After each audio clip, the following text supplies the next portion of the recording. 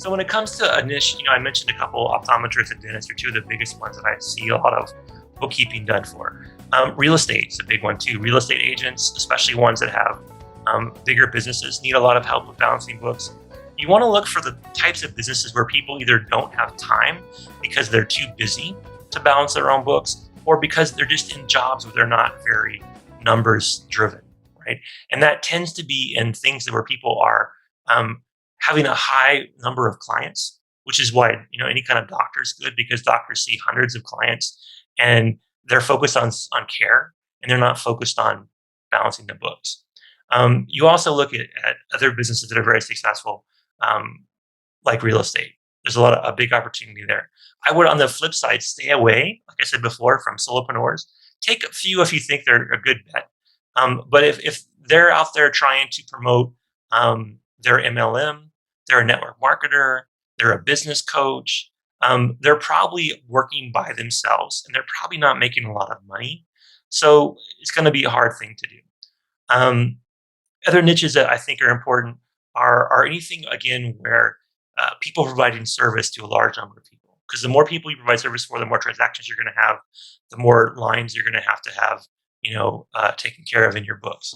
So does anybody have any niches or types of business they want my opinion on? If you do, drop it in the chat.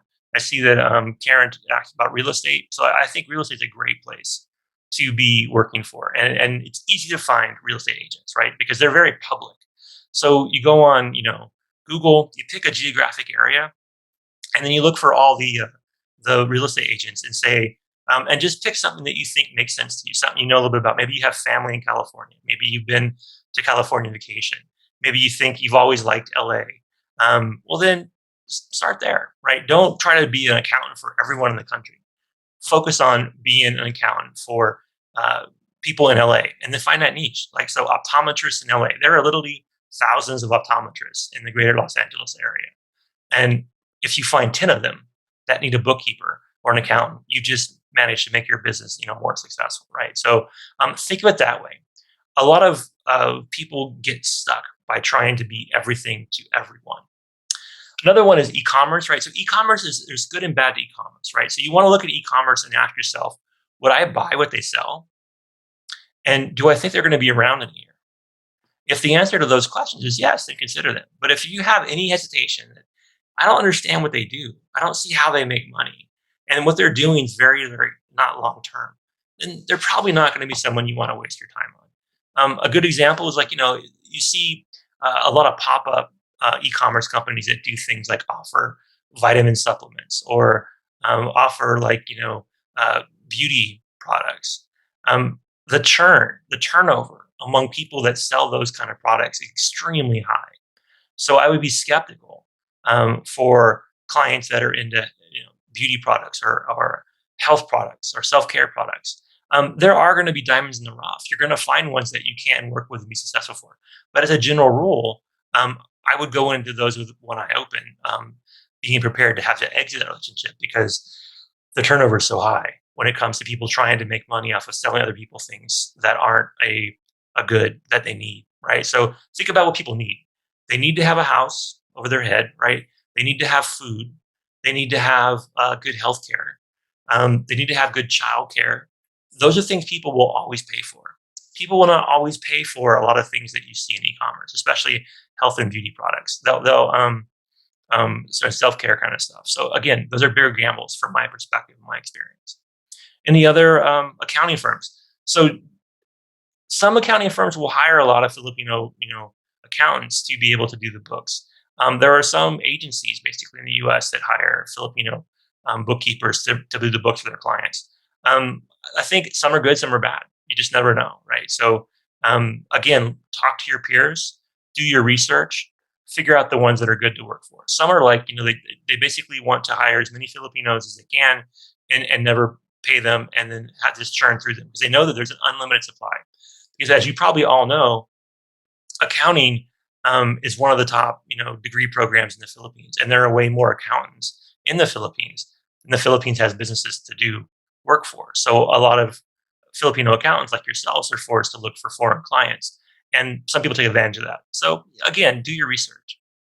So Amazon, Shopify, drop shipping, um, being involved in businesses where their whole business is built on providing online services.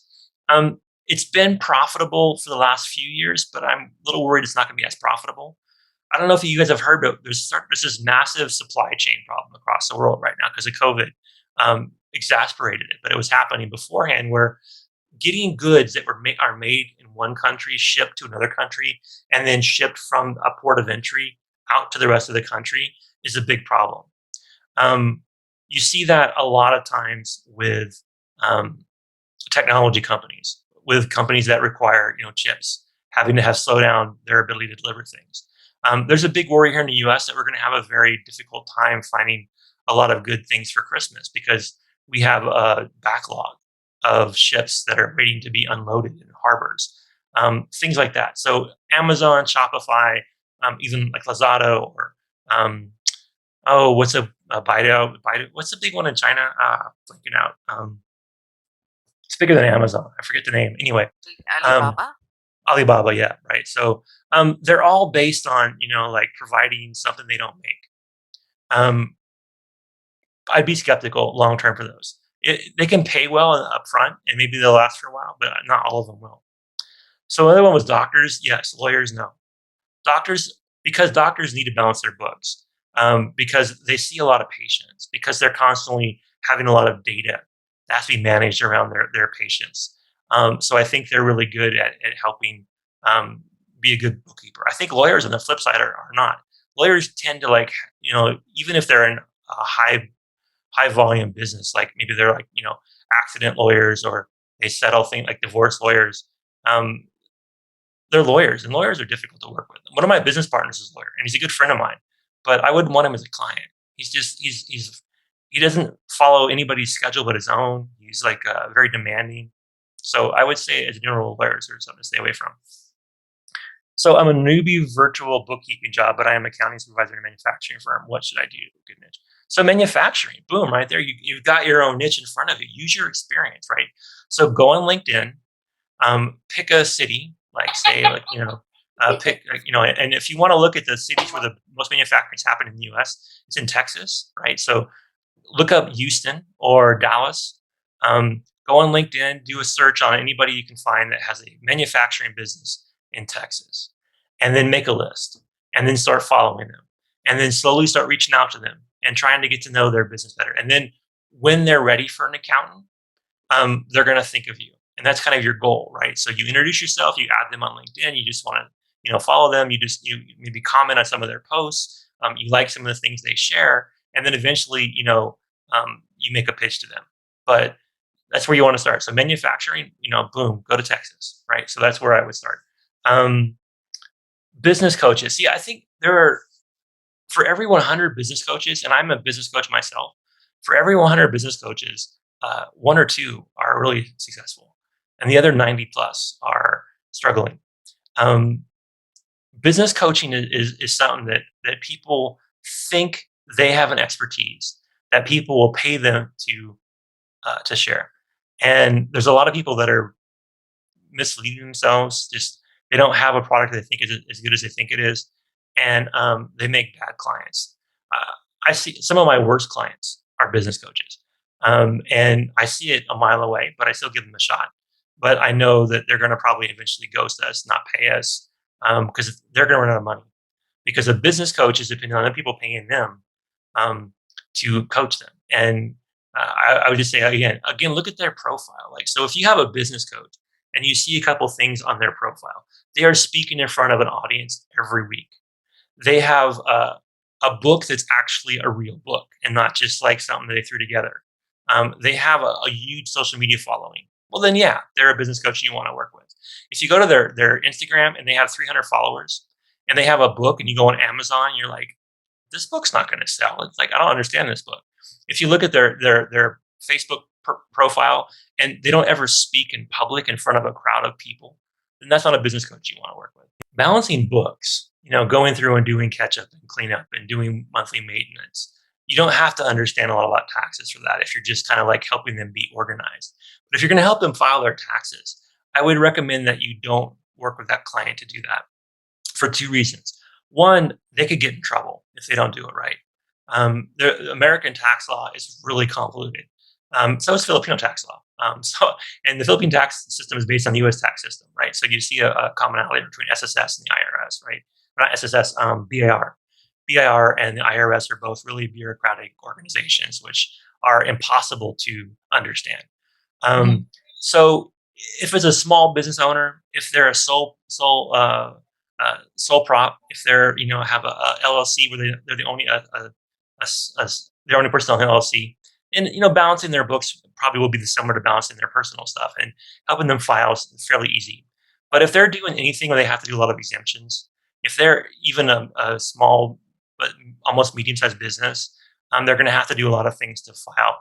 And being a business owner myself and having a medium-sized business, I use a tax accountant for that, a US-based tax accountant. Not that you couldn't learn it, but it's going to take up a lot of your time. Like in every state's different, right? So we have 50 states with 50 different tax codes, Yeah, plus that the makes U.S. sense. tax code, right? So there are a few states where we don't have income tax, like Florida, where it's easier because they don't ever have to pay income tax in Florida. But if you, for example, working with a California client, the California Franchise Tax Board is actually even more difficult than the IRS. So from my perspective, no, don't offer to or agree to take on helping people file their taxes. It's just not something you want to get into. What is their goal? Is their goal to have you help them balance their books and just keep things organized, or is their goal to help you prepare their taxes? Two different conversations, right? One of them Mhm. is like right in your alley. One of them is not. And there are some of you that may want to learn U.S. tax code or a certain state tax code. It's not a bad skill to have. You can offer that, and people will hire you to do that. But again, our tax code changes almost every year. It changes definitely every time we change a president. Our tax code goes backwards and forwards, right? So, and every state's different. So, I would say, as a general note, I think you can try. You can definitely have that ability to be flexible and adaptable and try. But I also think that uh, some people are going to be okay. Yeah, sure, let's give it a shot, and some are going to be skeptical. And I think that's part of why I do what I do. And this is really, um, I think, why I set up an agency is that there's a trust involved, right? So for someone to turn over their books to you, um, if you're doing it for a job because you're hired to do it, then your loyalty is to that company and you're going to be able to do what you can for that company. But as soon as you start trying to take on multiple clients and you're freelancing and looking for different people, you're asking people to turn over their money to somebody they've never met in person, to somebody that they don't feel that they have any good sense about who they really are. This is why I say it's important to kind of, uh, basically nurture a relationship before you offer your services to somebody, because they have to trust you. And some people will trust like that and they'll give you your business, they'll give you their business, and some people won't. And I think more often than not, they won't trust you. If you're a Filipino, it's got nothing to do with being a Filipino. It's got everything to do with being a foreigner. So, there's not a distrust of foreigners, but a distrust of scams, a distrust of people from overseas sending me 100 emails a month telling me that like I can do this for free or I can do this, I can get this, right? So it's what makes your outreach look different than all the other ones. That's why you have to nurture a relationship. That's why you have to get to know them before you make an offer of what you can do for them. And so that's why it's case by case, right? And even if you spend a lot of effort trying to build up trust with somebody, they still may not in the end trust you. So I would never waste my time trying to convince somebody I can do it for you. You either say, "This is who I am. This is what I do. Would you like me to do it for you?" And if they say yes, good. If they say, I'm not sure, well, okay, move on, as a general rule, right? So that's kind of what I would say about that. So, last thing I'll say is that IZ or AZ, um, three different resumes, right? So if you are a virtual assistant, an HR recruiter, and a bookkeeper, and you can do all three things, maybe you want four resumes, right? You want one that's got everything on it, but one that's basically top heavy in each of the niches, right? So if I get your resume for HR recruiter, I'm going to look and see like, have you done recruiting in the BPO industry? Have you worked with American companies? Um, or has all your recruiting been done in the Philippines?